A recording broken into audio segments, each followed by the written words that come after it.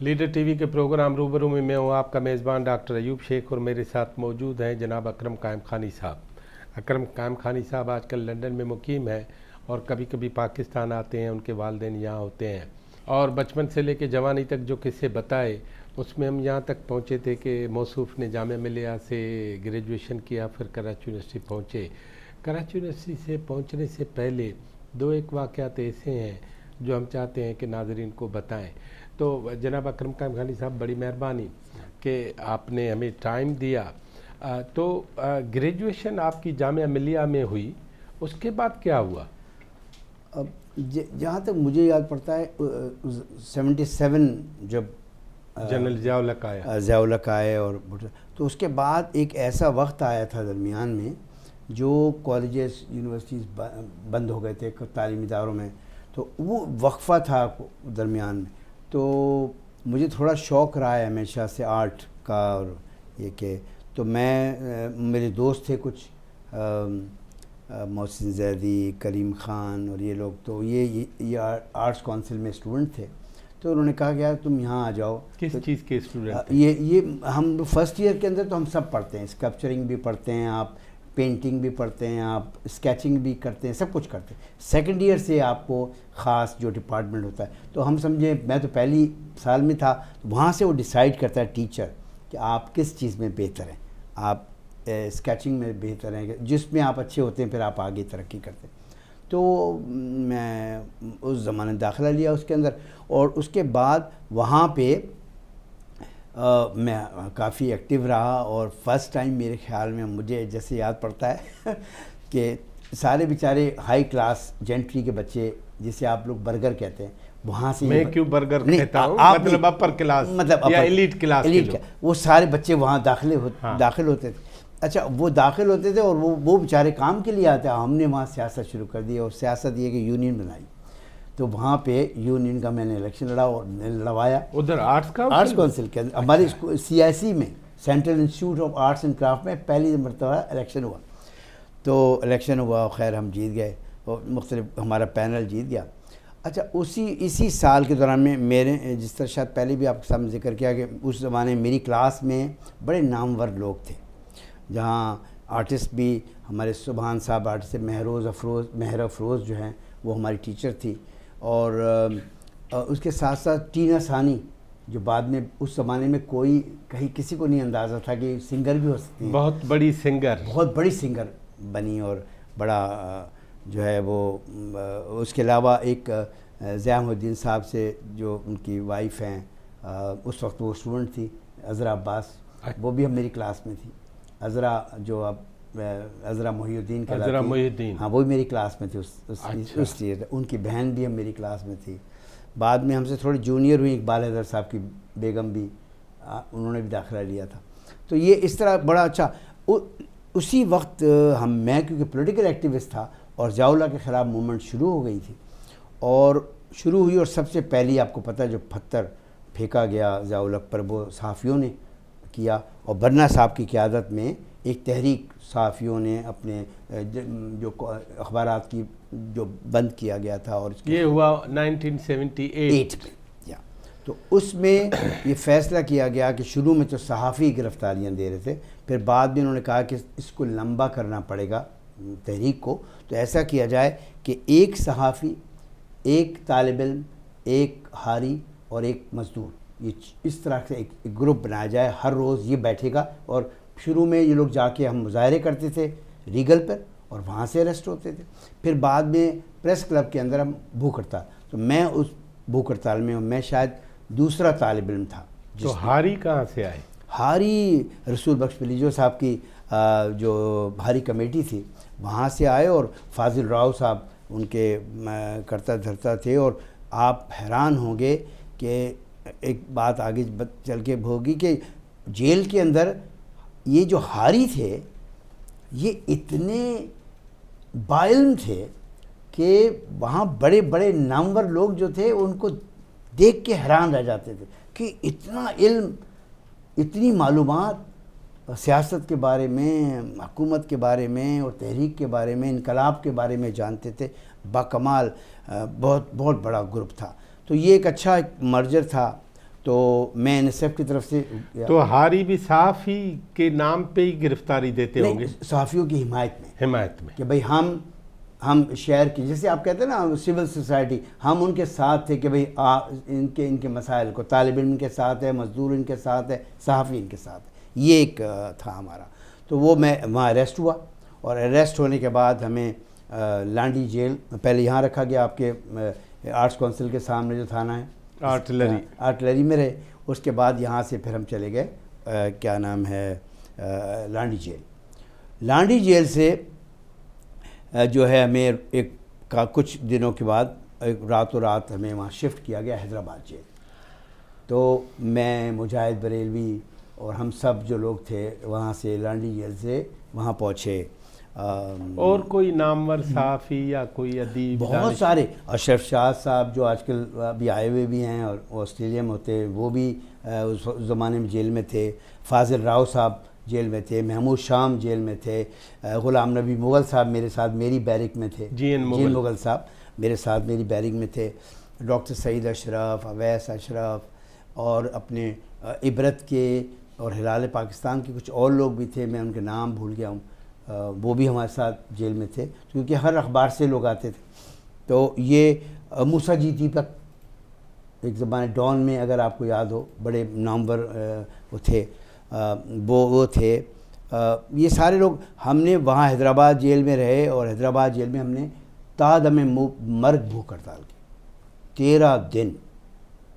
اور 13 دن جو ہے وہ یعنی کیونکہ ہم اسٹوڈنٹ تھے اور جذباتی تھے، تو میں نے کم از کم، مجھے لگتا ہے مغل صاحب گواہی دیں گے کہ میں نے ایک آدمی کو بھی کھانا کھانے نہیں دیا، کہ جس طرح ہوتا ہے. کیونکہ جو ڈاکٹر آتا تھا وہاں پہ چیک کرنے روزانہ، بھائی بلڈ پریشر نہیں سر، وزن. آج اگر آپ کا وزن فرض کریں 51 ہے، اگر آپ بھوکے ہیں تو آہستہ آہستہ کم ہوگا، کچھ تولے تو کم ہوگا. اگر بڑھتا جائے تو گڑبڑ ہے.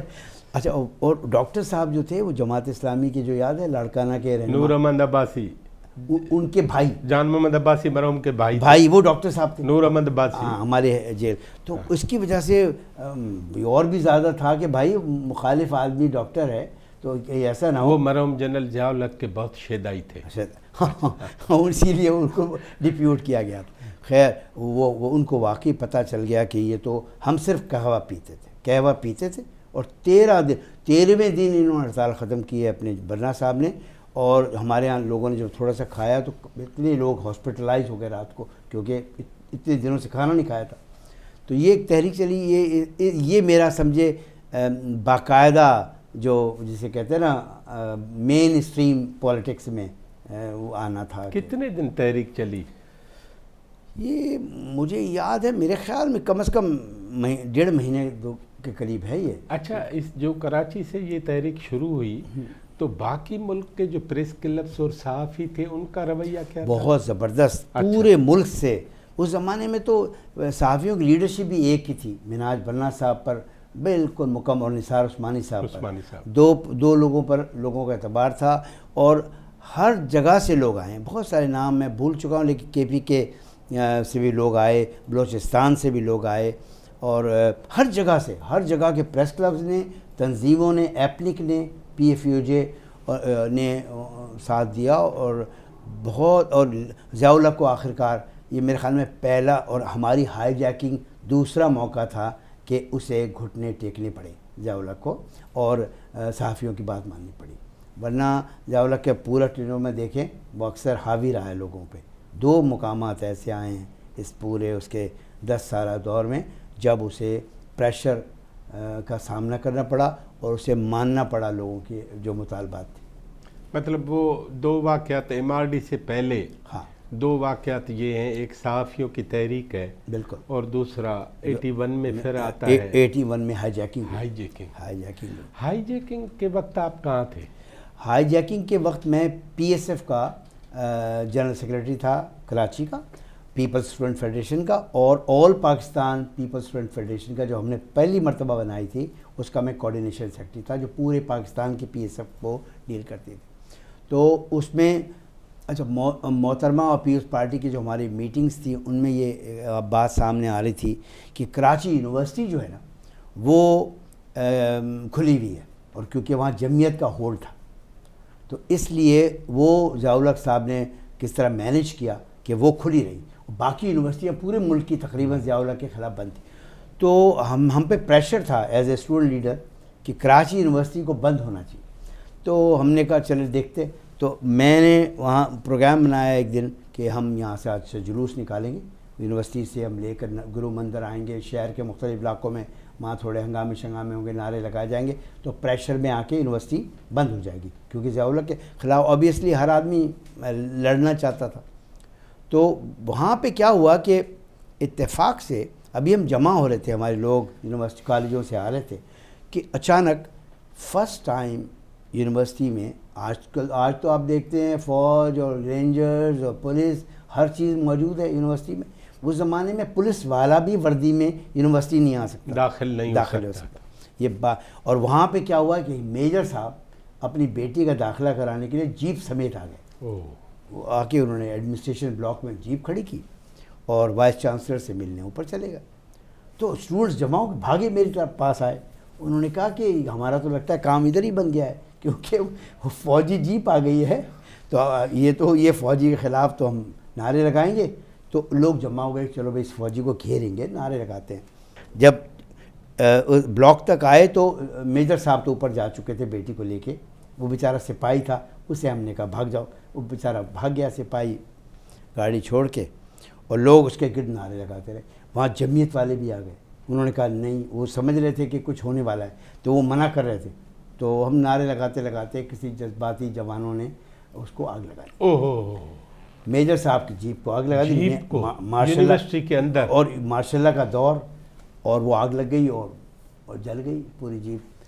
اب ظاہر ہے کہ یہ بہت بڑا واقعہ تھا. اور میجر صاحب اپنی اوپر دختر کے ساتھ اوپر سے یہاں پہ جب یہ جیپ ہوئی تو میں روک رہا تھا کہ ایسا نہ کیا جائے.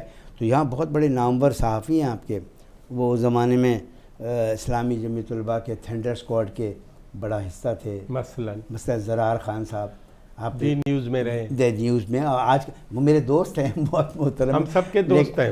لیکن وہ میں ان کا ذکر ضرور کروں گا کہ وہ اس زمانے میں نہیں ہسٹری ہے نا. تو وہ تھے. ان لوگوں نے مجھ پہ اٹیک کیا اور مجھے مارا، اور ہمارے لوگ کم تھے. ابھی تو جمع ہو رہے تھے شروع ایک دم ہی سے. ابھی شام پروگرام تھا کہ دوپہر میں ہم نکلیں گے جائیں گے، تو ابھی لڑکے آئے ہی نہیں تھے. تو خیر مجھے انہوں نے پکڑ لیا، پکڑ کے کمرے میں بند کر دیا. ٹھیک ہے، اور کمرے میں بند کر دیا، اور وہاں پہ بلا لی پولیس. اور میرے خیال پولیس اور آرمی والے آئے اور وہ مجھے اٹھا کے وہاں سے لے گئے. تو اس وقت تک یونیورسٹی جو ہے ظاہر ہے، اور یہ تو BBC کی خبر تھی، یہ بہت بڑی خبر تھی. تو یونیورسٹی تو بند ہو گئی، اعلان ہو گیا بند ہونے کا. اور میں گرفتار کر کے گلشن اقبال کے تھانے میں لایا. تھانے سے مجھے فوجی اٹھا کے لے گئے. وہ میجر صاحب کی کمانڈ ہوگی نا، وہ اٹھا کے لے گئے ملیر وغیرہ میں. مجھے آئیڈیا ہے میرا، کوئی کافی لمبا رن تھا. اور وہاں انہوں نے کسی کمرے میں مجھے بہت مارا. کیونکہ ظاہر ہے وہ اپنا بدلہ لے رہے تھے کہ میجر صاحب کی نوکری جائے گی یا جو بھی ہوگا. تو یہ واقعہ ایک بڑا اہم ہے. اس کے بعد ہائی جیکنگ جو ہے، اچھا ہائی جیکنگ سے ریلیٹڈ یہ اس طرح ہے، میں آپ کو ایک یونیورسٹی کو بند کرانا اس زمانے میں آج اچھا سمجھتے ہیں؟ میں سمجھتا ہوں کہ دیکھیں، ہم جیسے تھرڈ ورلڈ کنٹریز میں یہ بات بالکل درست ہے کہ جب تک بچہ نہیں روتا اس کی ماں دودھ نہیں پلاتی. یہ کوئی سویلائز سوسائٹی نہیں ہے کہ جہاں آپ نے کوئی ہلکی سی آواز نکالی اور آپ کے مسائل حل ہو گئے. یہاں تو لڑنا پڑتا ہے. لوگوں نے، ہم نے آرمز اٹھائے، اسلحہ اٹھایا، اور اسلحہ اٹھایا جمہوریت کی بحالی کے لیے. ہمارا فرم بلیف تھا کہ ہم بالکل کوئی جو مسلح جدوجہد کی بات کرتے ہیں، یہ ہمارا کوئی مقصد لوگوں کو مارنا، قتل کرنا یا کوئی غنڈہ گردی کرنا یا اغوا کرنا نہیں تھا. ہمارا مسئلہ تھا کہ ہم تنگ آ چکے تھے کہ جمہوریت جیسی چیز کو، مغربی جمہوریت جیسی چیز کو کی بحالی کے لیے ہمیں اسلحہ اٹھانے کی ضرورت پیش آئی. تو اس لیے میں سمجھتا ہوں کہ یونیورسٹی بند ہونا، اور آج یونیورسٹیاں تو پوری دنیا میں آج بھی بند ہوتی ہیں. مسائل کے حل کے لیے جب ہو گئے، مسائل نہیں ہوں گے حل تو یونیورسٹی تو بند ہوگی. میں سمجھتا ہوں آئی فرم اسٹینڈ بائی مائی ڈیسیجن. جو ہم نے جو بھی جدوجہد کی، ہمیں کوئی جس طرح نہیں چلے یہ آپ کا نقطۂ نظر ہوا، جی جی وہ ٹھیک ہے. سویلائز سوسائٹی ہوتی تو پھر میٹنگ سے ہی بہت سارے معاملات آدھے حل ہو بالکل جاتے بات چیت ہیں. ہو، بالکل ٹھیک ہے، بات چیت سے معاملہ ہے ہی سویلائزیشن اور اس کا. ایگزیکٹلی. دوسری بات مجھے بتائیں، جب اس آرمی کی گاڑی کو آگ لگ رہی تھی، آپ انہیں روک رہے تھے، تو کمانڈ کون کر رہا تھا؟ آپ کی کیوں نہیں مان رہے تھے؟ بھائی مجھے تو اس کے آگ لگنے کے ساتھ ہی جمعیت کے لوگوں نے دبوچ لیا. اچھا، دبوچ لیا اور میرے اوپر مجھے مار بھی رہے تھے اور میرے ساتھی آ گئے. اچھا وہ تو جتنے جمعیت کے تھے، زرار خان صاحب کا پورا سنڈے اسکواڈ تھا اور ان کے پاس اسلحہ ہوتا تھا. آپ کو پتہ ہے یونیورسٹی میں اس وقت تک میرے خیال میں بہت یعنی ہارڈلی کوئی چیز پروگریسو لوگوں کے پاس ہوتی تھی. یہ جو بھی تھوڑا بہت اسلحہ تھا وہ ضیاء اللہ کی مہربانی سے جمعیت کے پاس تھا. اسٹین گنیں ہوں یا کوئی چاقو ہوں، ڈنڈے ہوں. اور اس کا بھی ایک بہت بڑا تاریخی واقعہ ہے جو ہم نے ہمارے ساتھ پیش آیا. اس کے بعد ہمارے پاس تھوڑا بہت کوئی ہتھیار ہوئے، وہ بھی ہتھیار ہم نے ان سے چھینے. جماعت اسلامی کے بہت بڑی 2 بوریاں بھرے ہوئے ہتھیار میں نے اور میرے دوستوں نے مل کر کے ان کی اس جگہ سے جہاں انہوں نے ڈمپ کیے ہوئے تھے وہاں سے چھیننے کے بعد ہمارے پاس تھوڑے بہت ہتھیار آئے جس سے ڈرے جمعیت والے. ورنہ تو انہی کے پاس ہوتا تھا. ہم تو بیچارے اللہ رحم کرے سندھ میں جو سندھ یونیورسٹی اور اس میں جو بیچارے اور یا KPK میں جو لوگ تھے ان سے مانگ کے اسٹوڈنٹ سے تھوڑا بہت کبھی ڈرانے کے لیے ان کو کوئی ہتھیار دکھاتے تھے. ہمارے پاس تو کوئی ہتھیار نہیں تھا. میں نے کتاب ہے جو کراچی کے اوپر فرانسیسی صحافی نے لکھی ہے، اس میں میں نے بتایا ہے کہ فرسٹ ٹائم اسلحہ اور یہ سب کچھ جو کچھ آج ٹیررزم ہو رہا ہے اس شہر میں یا ہوا ہے وہ اس کی بنیاد جو ہے ضیاء اللہ کی مہربانی سے اسلامی جمعیت طلباء نے ڈالی ہے. رائٹسٹ جو آرگنائزیشن تھی انہیں پورا پروٹیکٹ کیا گیا، سپورٹ کیا گیا اور ان کے ذریعے اسلحہ آیا پورے. جو آج ہم کہتے ہیں، آج آپ چاہے الطاف صاحب پہ الزام لگا دیں، MQM پہ لگا دیں یا کسی بھی JSN پہ لگا کسی، لیکن یہ ساری کی ساری زیادہ تر اس کی بنیاد جو ہے وہ اسلامی جمعیت طلباء سے ملتی ہے. اچھا ایک اور بات بتائیں، آپ کراچی یونیورسٹی کے اسٹوڈنٹ ہیں، ٹھیک ہے، آپ دیکھ رہے ہیں کہ رائٹ ونگ کو ساری سہولیات اور رعایتیں بہم پہنچائی جاتی ہیں یا ملتی رہی ہیں، تو اس زمانے کا قانون کہیں بھی نہیں ہے. تھنڈر اسکواڈ بھی دیکھ رہے ہیں آپ، وہ پکڑتے بھی ہیں، مارتے بھی ہیں، اور یونیورسٹیاں رسٹیکیٹ بھی نہیں کرتی، کچھ ان کو پروٹیکٹ کرتی ہیں. اچھا، ان کو پوری ایڈمنسٹریشن جو ہے، بلکہ ہمارے لڑکوں چانسلر کون تھا مجھے یاد نہیں ان کا، میں احسان رشید صاحب سے شاید احسان رشید صاحب. جالبی صاحب کب آئے؟ نہیں وہ بعد میں آئیں گے. لیکن میرے خیال میں ڈاکٹر احسان رشید تھے، میرے خیال مجھے جیسا یاد پڑتا ہے وہ تھے. اور یعنی یونیورسٹی بات ہے کہ VC کی کوئی ویلیو نہیں. چلیں آپ کے درمیان 2 مسئلے ہیں، تو میڈیشن کے لیے بھی ایڈمنسٹریشن درمیان میں نہیں ہے؟ کوئی ان کا تو کوئی رول ہی نہیں ہے، کیونکہ دیکھیں ملک میں لگا ہوا ہے مارشل لا، تو مارشل ایڈمنسٹریٹر جو ہے وہ حاوی ہے، وہ مطلب جو ہے وہ مطلب ہر چیز کا مجھے جب میں اس میں تھا تھانے میں اریسٹ کیا گیا مجھے یہ گرفتاری جیپ کے بعد، تو ایک موقع ایسا آیا، بہت ساری باتیں اس کے اندر، ایک موقع ایسا آیا کہ میرے دوست تھے اور ہمارے پرانے NSF سے ان کا تعلق تھا، بڑے بہت ہی پروگریسو آدمی، وسیم DSP وسیم جو کہلاتے ہیں، جو بعد میں SSP بھی ہوئے اور سیکرٹری داخلہ بھی ہوئے. وسیم صاحب اس وقت DSP تھے اس تھانے کے. وسیم وہ DSP تھے اور الطاف علی خان SP تھے، اور یہ دونوں بنیادی طور پہ ہمارے دوست تھے. تو ان کا لیکن ایک وقت ایسا آیا کہ انہوں نے آ کے مجھے کہا خود کہ اب چیزیں ہمارے ہاتھ سے نکل گئی ہیں، اب جو ہے اب معاف کرنا، اب جو ہے آپ ڈائریکٹ کمانڈ میں ہو، اب اگر آپ کو مارا جائے کچھ کیا جائے وہ ہمارے ہاتھ سے باہر ہے. کیونکہ آرمی کا ٹوٹل کنٹرول تھا. وہ روزانہ میرے پاس آتے تھے، میجر صاحب کرنل صاحب آ کے پریشر کرتے تھے، انٹرویو لیتے تھے.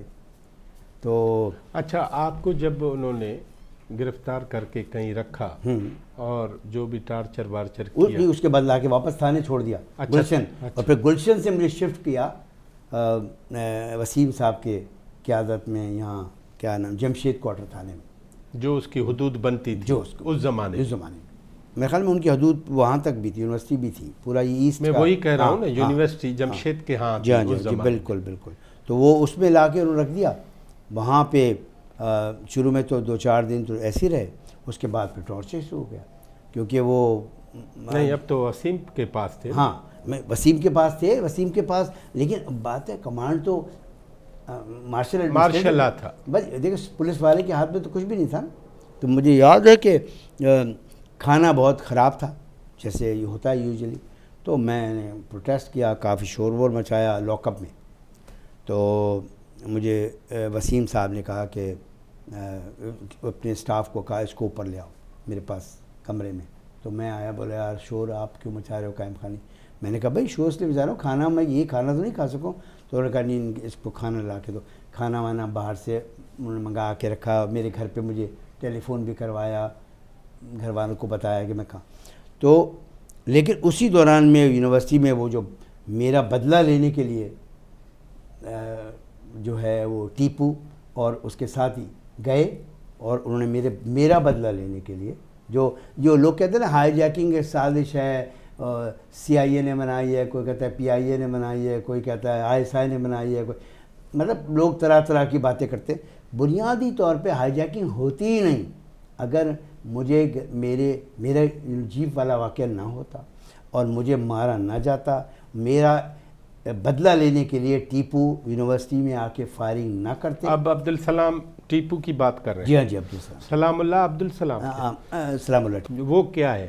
سلام اللہ ٹیپو پی ایس ایف کے ورکر تھے، پی ایس ایف میں کام کرتے تھے، اور وہ بڑے جذباتی نوجوان تھے اور اسٹوڈنٹ تھے، اور اسی طرح سے انہوں نے جو میرا بدلہ لیا، یا کراچی کے تھے؟ کراچی کے تھے، اور میرا بدلہ لیا، اور بدلہ لینے کے دوران میں انہوں نے ہمیں بھی خود شاکنگ تھا۔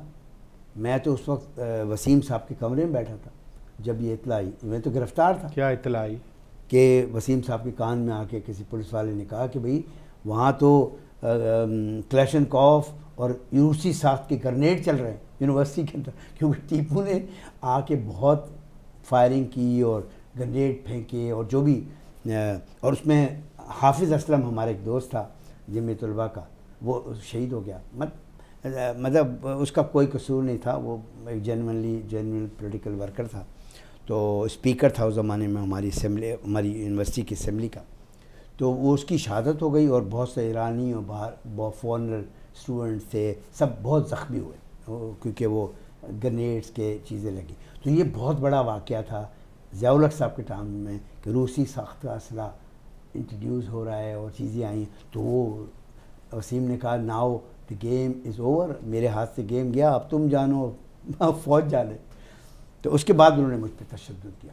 تقریباً میرے خیال میں کوئی جب تک ہائی جیکنگ سے 1 یا 2 دن پہلے جب ان کے نیگوسیشن کامیاب ہو گئے تب مجھے انہوں نے اتارا ہے۔ نیگوسیشن کس کے ہوئے؟ گورنمنٹ کے اور ہائی جیکرز کے وہاں پہ۔ نہیں، ہائی جیکنگ تو بعد میں ہوئی ہے۔ آپ ادھر ہیں تھانے پہ، جی جی، آپ کا بدلہ لیا جا رہا ہے یونیورسٹی کے میدان، جناب، ٹھیک ہے، بالکل، اور اس پہ زخمی ہوئے ہیں فارنرز بھی، اور ایک بے گناہ حافظ اسلم صاحب جی جہاں بحق ہوتے، یہاں بحق ہو، ٹھیک ہے۔ بالکل۔ اس کے بعد کیا ہوا؟ آپ بدستور لاک اپ؟ میں تو لاک اپ میں ہوں، بدستور لاک اپ میں ہوں، اور ٹیپو پر 302 کا مقدمہ بنا دیا گیا، قتل ہو گیا۔ اور اس کے بعد جمعیت نے، ضیاء الحق کا ٹائم تھا، پورے کراچی میں چوکنگ کی کہ ٹیپو کو پھانسی دو اور ٹیپو کو اریسٹ کرو۔ اتنا بڑا پریشر تھا ٹیپو پر کہ وہ، اور اس کو پتہ لگ رہا تھا کہ آج میں پکڑا جاؤں گا یا کل میں پکڑا جاؤں گا۔ ٹیپو کو عہدہ تھا؟ ٹیپو عہدیدار نہیں تھا وہ، آپ لیکن کا صدر کون تھا اس وقت؟ ہمارے صدر تھا جب آپ سیکریٹری تھے؟ الیاس صدیقی صاحب، الیاس صدیقی جو بعد میں شہید ہو گئے، ظہور حسن بھوپالی کے، اچھا، جو وہ پریسیڈنٹ تھے اور میں جنرل سیکرٹری تھا۔ تو وہ پھر ٹیپو اپنی جان بچانے کے لیے کہ بھئی مجھے یہاں سے نکلنا پڑے گا، تو اس نے اپنے 3 کزنز لیے، دونوں کزن تھے، دونوں فرسٹ کزنس ہیں تقریباً، وہ ہاں ناصر جمال اور ارشد خان جو اس کے فرسٹ ان کو لیا اور لے کر کے انہوں نے ہائی جیکنگ کری تاکہ یہاں سے نکل جائیں اور اپنی جان بچائیں. اور مطلب ایون میں مطلب یہ کوئی کنٹروورشل لوگ کہتے ہیں نہیں لیکن میرے خیال میں ایک ہائی جیکر ایسا بھی تھا ان میں سے جس کو پتہ بھی نہیں تھا کہ کیا ہونے والا ہے, کیا کیا جا رہا ہے. یعنی اتنا یہ کوئی پلان کام نہیں تھا, یہ بالکل پروپیگنڈا ہے کہ یہ فوج نے کروایا اور MRD کی موومنٹ کو سبوٹاج کرنے کے لیے کیا, ایسا کچھ نہیں تھا. یہ ایک واقعہ ہوا اور واقعے کے ریئیکشن میں یہ اتنا بڑا واقعہ ہوا اور وہ کامیاب ہوا, جس میں آپ پلاننگ میں شامل نہیں تھے. بالکل کوئی بھی نہیں تھا سوائے ٹیپو اور اس کے دوست جو بھی انہوں نے اسی وقت امیڈیٹلی نکلنے کے لیے. اس وقت ہم تو ٹنگے ہوئے تھے, میں تو ٹکٹکی پہ تھا جناب, میرے دونوں ہاتھ بندھے ہوئے تھے اور مجھے جو آپ کا جو ہوتا ہے نا پنکھا اس کے ساتھ ٹانگا ہوا تھا. اور وہ مجھے 2 عادتیں تھیں میرے, ایک عادت سگریٹ پینے کی, وہ مجھے سگریٹ جو ہے وہ نہیں پینے دے رہے تھے اور سونے نہیں دے رہے تھے اور ہاتھ باندھ کے. اور شروع میں انہوں نے مارا مجھے پیروں میں, کوئی وہاں پہ صاحب تھے سب انسپکٹر صاحب, انہوں نے کہا کہ بھائی میں ایسا تمہیں ماروں گا جیسے پتہ نہیں کوئی ہائی جیکر تھا نا, اس ہم سے پہلے ایک نذیر ہائی جیکر تھا, کوئی ہائی جیکنگ ہوئی تھی شاید, ایک نور خان نے بچائی تھی, کچھ اس طرح سے کچھ واقعہ کچھ تھا کہ میں نے اس کو اتنا مارا ہے تو میں بھی ایسا ماروں گا. یہ تو وہ مار کے ٹانگا ہوا تھا اور مجھے پانی پھینکتے تھے منہ پر, جیسے نیند آنے لگے تب پانی پھینکتے تھے. یہ رہا کنٹینیوسلی انٹل, کیونکہ وہ مجھ سے پوچھ رہے تھے روزانہ, فوجی آتے تھے کرنل صاحب میرے ساتھ کہ آپ مجھے بتائیں کہ یہ اسلحہ کہاں سے آیا, یہ اسلحہ اس ملک میں کس کس کے پاس ہے, کہاں ڈمپ ہے, اور کون لوگ انوالو ہیں. کیوں ذوالفقار کا نام آ چکا تھا, کیوں ٹیپو نے وہاں سے باہر نکل کر کے ذوالفقار کا نام لیا تھا. تو ذوالفقار کہ آپ کا کیا تعلق, بھائی ہمارا کوئی تعلق ہے, ہم تو اسٹوڈنٹ ہیں, ہمیں کیا معلوم کون ذوالفقار ہے اور کہاں سے آئی. تو لیکن وہ بار بار پوچھتے تھے آ کے, بڑے لمبے بیانات کئی صفوں کے روزانہ لکھتے تھے, اتار کے مجھے لاتے تھے. بیڑیاں لگی ہوئی تھی, ہتھکڑیاں لگی ہوتی تھی میرے ساتھ. تو یہ کنٹینیو رہا اور ہائی جیکنگ پھر کامیاب ہوئی. ابھی اور باتیں پوچھ رہا ہوں. جی اسی درمیان آپ کی پاکستان پیپلز پارٹی کی لیڈرشپ کا آپ کی طرف رویہ کیا رہا؟ دیکھیے پیپلز پارٹی کی لیڈرشپ کا انفیکٹ ان سارے واقعات سے کوئی تعلق نہیں تھا, یہ حقیقت ہے. نہ بیگم بھٹو کا تھا نہ بے نظیر بھٹو کا تھا, یہ بات درست ہے. محترمہ تو باہر تھی نا. دیکھا نہیں, میں ایک بات کروں ان کا کوئی تعلق. تو اور وہ انہوں نے ڈینائی بھی کیا, اور بلکہ ایک دفعہ بیگم صاحب نے تو یہاں تک کہا کہ بھئی یہ تو کوئی گورنمنٹ کے لوگ ہوں گے, مطلب جو ہمیں سبوٹاج کرنے کے لیے پروپیگنڈا اس طرح کیا گیا کہ 83 کی جو موومنٹ ہے ہماری جو بعد میں ہوئی, وہ پہلے 81 میں ہونی تھی نا, کہ اس کو تحریک میٹنگز اس زمانے چل رہی تھی نا, آپ کو یاد ہے. تو یہ سبوٹاج کرنے کے لیے ضیاء الحق اس کو لمبا موقع ملا, ضیاء الحق کو موقع ملا. اکرم صاحب آپ کو پتہ نہ بھی ہو, یہ پلان ہو تو سکتا ہے نا. درست بالکل ہو سکتا ہے, لیکن آپ کو بھلے پتہ نہ ہو. نہیں, میں اس لیے کہتا ہوں کہ جن لوگوں نے یہ کیا وہ ایسے نہ تھے, وہ ہمارے دوست تھے نا, ہمیں معلوم ہے. وہ ہمیں رہا کرانے کے لیے کیا, انہیں پتہ تھا ضیاء الحق ہمیں مار دے گا. سب جانتے ہیں اس زمانے میں ضیاء الحق کتنا کیا بروٹل تھا ماشاء اللہ, اور وہ مار رہے تھے سب کو. اور ہم جتنے قیدی رہا ہوئے, مثلا کراچی سے بس کیس کے, اس کو چھوڑے نا, ابھی میں بعد میں آتا ہوں. جی ابھی الذوالفقار کیسے بنی, باہر بنی, میر صاحب نے بنائی, ٹھیک ہے. اور اس سے یہاں آپ کے خیال میں کتنی پرسنٹیج پی ایس ایف یا پیپلز پارٹی متاثر ہوئی پازیٹیولی؟ میرے خیال میں شروع میں تو کسی کو پتہ ہی نہیں تھا. جب ہائی جیکنگ ہوئی ہے اس کے بعد لوگوں کو اندازہ ہوا کہ بھئی وہ, اور کیا ذوالفقار بھی کوئی چیز ہے اور اس کے ساتھ تھی. مجھے نہیں معلوم کہ اس سے پہلے اگر کوئی ایسے لوگ تھے جن کا کوئی مرتضیٰ سے رابطہ تھا یا نہیں تھا, کیونکہ ہمارا تو نہیں تھا. ویسے آپ میر صاحب سے زندگی میں ملے؟ ہاں جی, میں ملا ہوں, ہاں زندگی میں ملا ہوں. اس وقت جب ہم رہا ہوئے یہاں سے. اچھا, ادھر ملے, وہ بعد میں پوچھتا. ابھی آل آف سڈن آپ کو معلوم ہو رہا ہے کہ سلام اللہ ٹیپو اور اس کے ساتھیوں نے جہاز اغوا کیا، ہائی جیک کیا اور اس کو کابل لے کے جا رہے ہیں، ٹھیک ہے، یہ آپ کو لاک اپ میں علم ہوا، ٹھیک۔ ابھی پھر آپ ان قیدیوں میں شامل ہیں 206 قیدیوں میں جن کی لسٹ سلام اللہ ٹیپو نے دی کہ ان کو آزاد کر کے ادھر بھیجا جائے، یہ فیکٹ ہے؟ بالکل صحیح۔ پھر کیا ہوا ابھی مجھے بتائیں۔ اب اس کے بعد بھی ہوا کہ بے شمار لوگوں نے، گورنمنٹ نے، ضیاء الحق انہوں نے سب نام کاٹ دیے، کاٹتے کاٹتے کوئی بات یہاں تک پہنچی 100 تک بھی پہنچی ایک دفعہ، پھر وہ نام کاٹے گئے، کاٹتے کاٹتے 54 پرزنرز کو طے کیا گیا کہ ان کو رہا کیا کہ تیار ہے ہم لوگ، جو ضیاء الحق نے خود اپنی تقریر میں بھی کہا تھا کہ میں 54 گندے انڈے ملک سے بیچ رہا ہوں، تو یہ بات انہوں نے کہی بھی تھی۔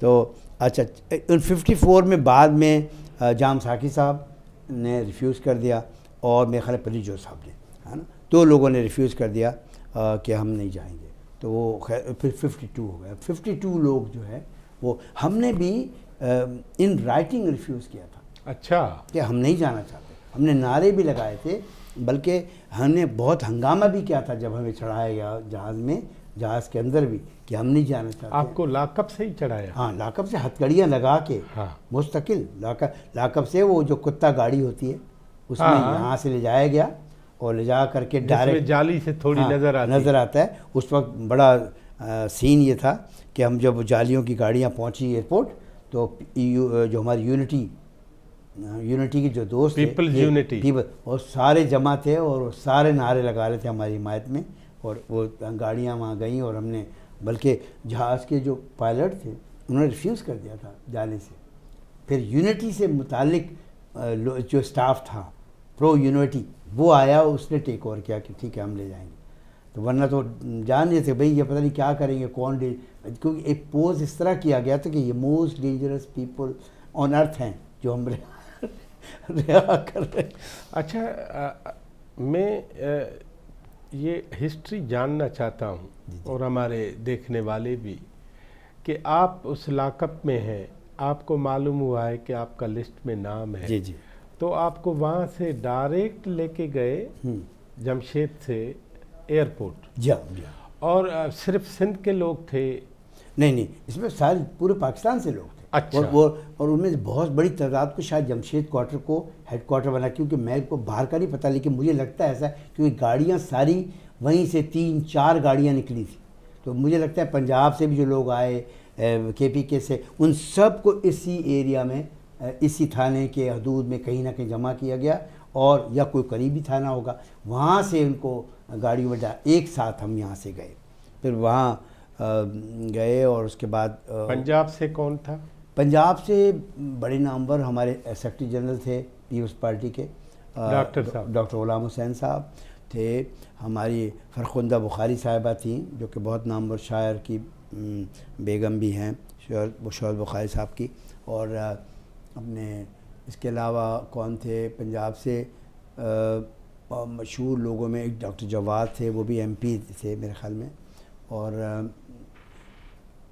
بھی بہت سارے پنجاب سے، تو بہت بڑی تعداد تھی، مطلب ہماری آدھی تعداد جو تھی وہ پنجاب سے تھی، اور بشیر دردی ایک لیبر لیڈر تھے، اور اس طریقے سے مجھے اب کا نام کافی بھول گئے ہیں، لیکن بہت سارے لوگ تھے، اور اس طرح سندھ سے جو ہے علی حیدر شاہ تھے، عبد القادر جو اپنے قادر چتوئی تھے، اپنے